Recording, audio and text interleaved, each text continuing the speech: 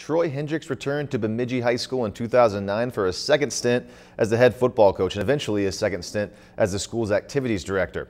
Ever since he reunited with his high school alma mater, the Lumberjacks football team has made a habit of reaching the state tournament. That's 4 straight years. So whatever he and his coaching staff have been doing with that team seems to be working. It takes some kind of drive to reach the state tournament 4 years in a row.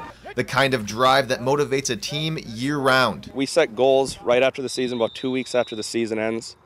And our goal this year is to make it back to the Dome again. So we're just going to be working hard. They're going to coach us to get to that point. Troy Hendricks and his coaching staff have seemingly found the magic recipe for constant trips to state. What we do is pretty similar every year. We make some minor adjustments based on what the staff feels is in the best interest of the team. But by and large, what we do in the summer is the same, and what we do coming into camp is relatively the same throughout the program. Quarterback will be the same as well, although that was put into question when James Hendricks hurt his throwing arm during the baseball season.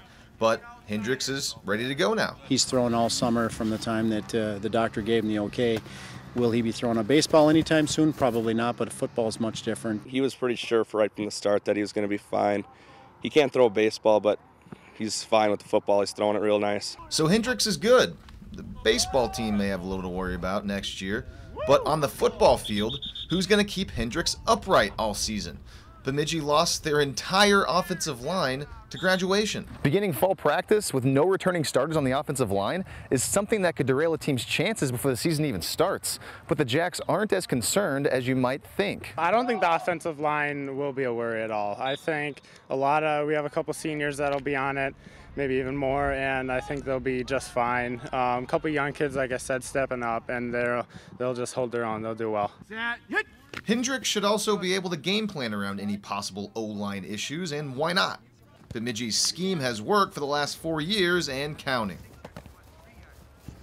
And here's a look at the Lumberjacks schedule. They open Thursday, August 29th at Grand Rapids. 2 other notable games, October 5th, that's a Saturday, and it's at Brainerd.